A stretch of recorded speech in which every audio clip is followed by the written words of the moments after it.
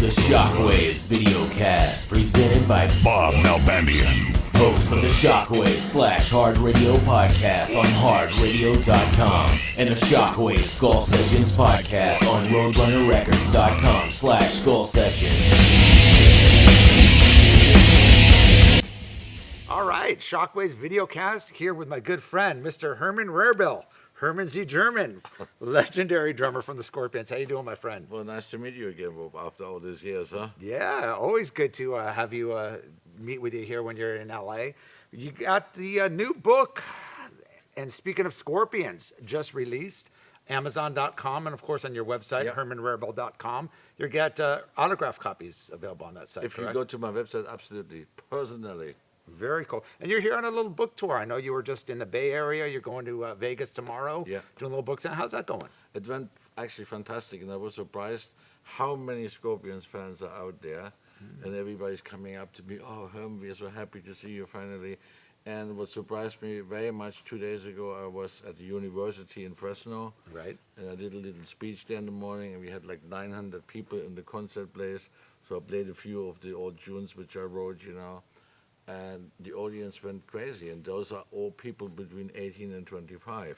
Yeah. So what was A lot of really young funny, kids. a lot of those young people bought the book, but they bought it for their parents as a Christmas present, Right. and said, "We heard as long as nothing. they buy it." We heard nothing in the house than Scorpions music since we were babies, you know. Right. So finally we meet you. So that was a pleasant surprise for me, and so far so good, you know. All right. Well, you obviously got a lot of things going on.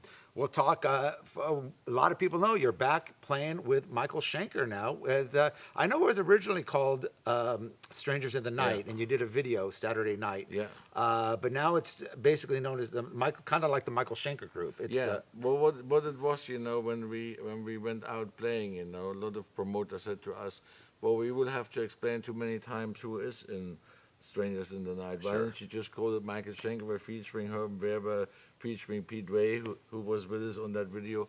And that's what we did, you know, when we did the England tour just in July now. So for some of you who like to check this out, what we are doing, go to the High Voltage Festival on the 24th of July. Go on YouTube, and then you can see it there. You right. put The in- High Voltage Festival, big festival Yeah. in England. in London. In London, and you also did quite a few days. Now I know Pete just joined you on a few of the dates. What's going on with Pete Way? Is he going to continue to playing be honest with you? we don't know either, you know, if he's going to be in the end our bass player because of all the problems he has. We will have to see, you know, how that will work out, especially here in the United States. But definitely Michael and myself, we added at the moment, as you know, Rudolph joined us at the High Voltage Right. Festival. So this could be a possible future perspective, you know.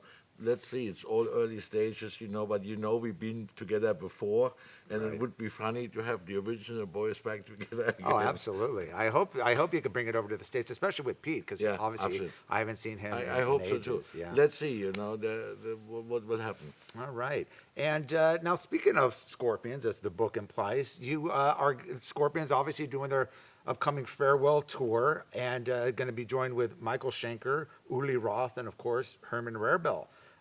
Is that you got? I know it's kind of early as far as dates and stuff, but you are working on. We've been this final asked, you tour? know, to join some of the shows, but we have no idea when Right. and where, you know. So at the moment, everybody's going their own way. As you know, I'm doing this thing with Michael. So let's see what that will take us to. I have also my own band, Herman Z. German and Band, Right. where I will also go out next year in the summer and play a few biker festivals in Germany, all over Europe. Right on. So yeah, it's a fun thing. I got, as you know, in the band, two girls, you know, Sure. female guitar player and female saxophone player. Right. Go to my website and check it out, hermanrarebell.com. You can see actually out of a live performance I did this year in June, you can see the best 15 minutes, you know, made Right a on. little trailer of that. And take it as it comes. That was the album you Yeah, released last year. Are absolutely. you doing some new recordings? I haven't done any new recordings because I've been literally out since I finished that album, being on the road promoting the album, now promoting the book. Sure. Now this new project with Michael Schenker. I simply have no time actually Right. at the moment to go in and produce or write another album. And you're back living in England, in Brighton, right next to Michael Schenker. You say, Yeah. Also, you ran into Phil Mogg the other day. He lives pretty Yeah, close but, to you. he it's was a actually the television. first one of the three of us being there. Right. And it's a funny story. One day I was walking along the seaside, And there I see Phil Mock, and Phil Mock says to me, "Oh, Herman, you know, I know you live here, but I just seen a guy who looks like Michael Schenker." It was Michael, who moved actually to Brighton also about a year after I've been there. So I've been there now for 3 years. Michael literally 1.5 years. Now, the interesting thing, I know we had talked about this before, when you first moved over to England back in the early 70s, it was actually Michael Schenker, who was in England, who was in UFO, that introduced you to the Scorpions. And Absolutely. Got you, The other circle is closing again, as you can see. Right. So I was in England in the early 70s, and Michael played already in UFO, and we were basically the only German musicians hanging in London at the time. Right. And of course, we got to meet each other. And one day, Michael told me my brother has a band called the Scorpions. They're looking for a drummer. I met Rudolf Schenker, his brother, the same night at the Speakeasy. And then Rudolf said, "We're playing tomorrow at the Marquis Club, and after that, we do an audition at the Sound Circus. We're looking for a drummer. Why don't you come?" What he didn't tell me was that it was another 50 drummers there too. Right. And so we each played 3 songs, and then I heard the famous "Don't call us, we call you." Right. So I thought I never hear from them, but sure enough, the next day they called, "Can we take your drums? We would like you to be our new drummer." And I said, "Slow." I said, "I have still to do a lot of unfinished business here in England," but that gave them the drums, which I took to Hanover. And a week later, I was in Hanover, and the rest is history. And you went to Japan shortly after that, right? Where the Tokyo tapes recorded. Yes, right? we went to Japan. Uli Ross was still in the band. We recorded there the famous Tokyo tapes, and one of my famous drum solos is on there, Top of the Bill. Of course, yes. I heard that probably Classic. from every American drummer by now. Yeah, listen to that, dude. So this was a very funny time for me, actually. And then afterwards, when Uli left, as you know, Michael came in the band again, played the Love Drive album. He played my song, Another Piece of Meat, another song which we wrote lyrics for and music, and then, of course, Loving You Sunday Morning, Love Drive, and Coast to Coast, and On Holiday. So basically, we gonna play out of that album a few songs live now also. Awesome. One of my favorite all-time albums. So we play songs from that album, and of course we play UFO songs, and of course new stuff. So this is the combination, and let's see what the future brings, But it's funny that we all now back together again. The circle seems to close again where we left it. Absolutely. Well, Scorpions were the premier German hard rock heavy metal band. There really were no other hard rock bands in Germany from the 70s. I mean, you had what they called krautrock, kind of the space rock kind of bands. Different, huh? Yeah, Guru, Jane, Lucifer's Friend, Amandul. But none of them were really Eloy. I remember all these bands, but they were kind of more just real spacey rock. Now, you guys were really the only, you brought hard rock and heavy metal really into all of Europe. Yeah, I mean, absolutely. you had bands from, I guess, Holland, Golden Earring, and maybe Focus, but you were really the only hard rock metal band throughout the whole decade until like the 80s when Accept came out in 79, 80. What was that? I mean, that must have been real odd in Germany being really the only hard rock metal band. Well, don't forget, I lived in England, as you know, 6 years before, from 71 to 77, before I joined the Scorpions. Sure. And I went for the same reason to England, because I always thought in my mind, I must make it internationally. There's no point for me just to be famous in Germany, in Austria, and Switzerland, all over the world. So if you want to do this, you have to do it in English. So I went to England to learn the language, so I could write lyrics in English. And when me and Rudolf met, we had the same vision, the same dream. Let's conquer the world. Let's go to America. And you remember in the beginning, the record companies in Germany laughed at us. You want to go to America? Right. Sure, they're waiting there for you. Yeah. They have no rock bands over there. This was their argument. And we said, no, we're going to play there. You will see. And when 1979, David Krebs and Peter Mensch phoned us up and said, we would like to manage the band, we jumped up the ceiling, because it meant for us we could be opening act for Aerosmith, for AC/DC, and Ted Nugent. Right. That was for us, our dream came true. We could go to America and play here. Right on. And look what happened. Oh, absolutely. All right, and speaking of lyrics, I know maybe a lot of people don't know you were the primary lyricist songwriter in the Scorpions. Obviously, Scorpions have been around with Uli Roth, very underground here in the States, released some fantastic albums. You came in, during Taken by Force and, of course, the Tokyo tapes, and you became a chief songwriter in the band. Of course, you wrote some of their biggest hits, No One Like You, Another Piece of Meat, Rock You Like a Hurricane. I didn't do Over Like You. I did Rock You Like a Hurricane. Blackout, and of course Make It Real and stuff like this. Another Piece of Meat. They were all my songs. Falling in Love. But No One Like You didn't. Also, I never did the ballads. Klaus was brilliant in those ballads. Absolutely. Wind of Change and Still Loving You. I did more like the rock and roll stuff, Right, right. It's early morning, the sun comes out. Last night was shaking and pretty loud. That's Herman Rarebell. Yeah. Well, that's pretty awesome for you to come in. And of course, you said being from England, that helped you a lot. Of course. With the. I think I was simply spoke the best English in those years, 78, 77, when I came in the band. And my first lyrics for the band were, "He's a woman, she's a man," Right. Which was a true story which came out of a visit to Paris. Great story. You've told me this.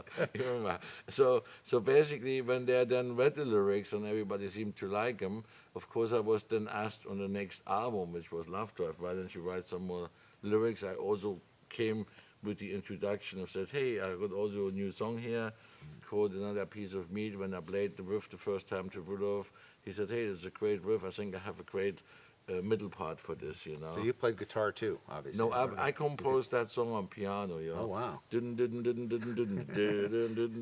Oh, wow. Interesting. That kind of. I studied piano in the Music Academy in Saarbrücken and drums. So they were the two things I had there. You will read all this in the book, the early days, how I got involved in music and what involved.